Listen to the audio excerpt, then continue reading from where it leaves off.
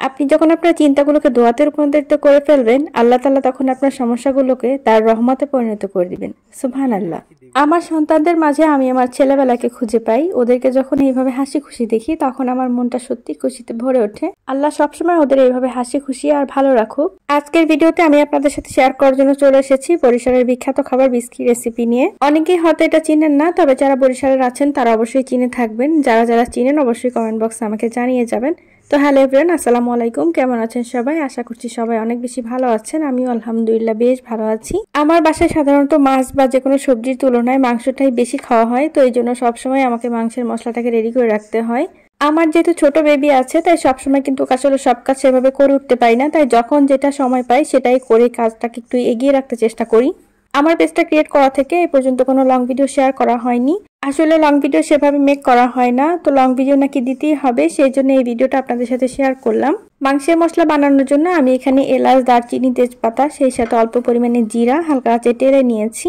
আর এখন আমি এটাকে ব্লেন্ড করে নিব। আর ব্লেন্ড করা হয়ে গেলে এটা কিন্তু আমি অনেকদিন রেখে খেতে পারবো। আপনারাও চাইলে এভাবে ট্রাই করে দেখতে পারেন। আজকে সন্ধ্যার পর থেকে বেশ অনেকটা টাইমে ফ্রি ছিলাম, আর ওর বাবা যেহেতু বাসায় ছিল তাই বাবুকে ওর বাবার কাছে দিয়ে আমি এই কাজগুলো করে নিচ্ছিলাম। আমি কিন্তু সবসময় মাংসের মশলাটাকে এইভাবে গুঁড়ো করে এয়ারটাইট বক্সে সংরক্ষণ করি, তো এতে করে কিন্তু অনেকদিন এটা ইউজ করা যায়।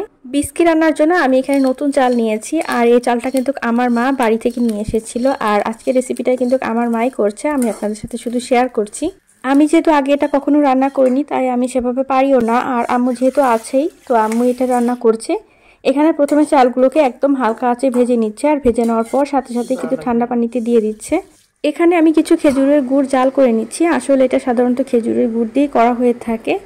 গ্রামে যখন নতুন ধান উঠে শীতের দিনে, সেই সাথে খেজুরের গুড় অ্যাভেলেবেল হয়, তখনই কিন্তু এই খাবারটা খেয়ে থাকি। খুব ছোটবেলায় যখন শীতের ছুটিতে গ্রামে বেড়াতে যেতাম, তখন আমার খালামণি এই খাবারটা রান্না করতেন, আর সেই ভাতটা একদম লাল লাল কালারের হতো আর দেখতে খুবই সুন্দর লাগতো। এখানে গরম করা গুড়ের মাঝে আগে থেকে ভিজিয়ে রাখা চালটা দিয়ে দিয়েছে, সেই সাথে সামান্য পরিমাণে একটু লবণ দিয়েছে, আর এখন দিয়ে দিচ্ছে 2 রকম করে কোরানো নারিকেল।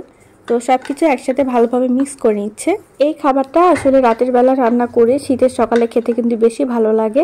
এখন যেহেতু শীত সেরকম নেই বললেই চলে, তারপরে মোটামুটি ভালোই লেগেছে। তো আপনারা কারা কারা এই খাবারটি খেয়েছেন আমাকে অবশ্যই কমেন্টে জানাবেন। আমি যদিও জানি এটা বরিশালের মানুষ ছাড়া আসলে কেউ সেরকম খায় না। এই খাবারটা রান্নার মূল উপকরণই হচ্ছে চাল, গুড় আর নারিকেল। তো চালটা অবশ্যই নতুন চাল নিতে হবে, নতুন চালের টেস্টটাই অন্যরকম হবে। এই খাবারটা কিন্তু একদমই ঝরঝরে হবে, তো বেশি করে নারিকেল দিয়ে এভাবে খেতে কিন্তু অনেক বেশি ভালো লাগে। আপনারা চাইলে বাসায় একদিন এভাবে ট্রাই করে দেখতে পারেন। কষ্ট করে এতক্ষণ আমার বকবক শোনার জন্য সবাইকে অনেক বেশি ধন্যবাদ। সবাই ভালো থাকবেন, সুস্থ থাকবেন। আল্লাহ হাফেজ।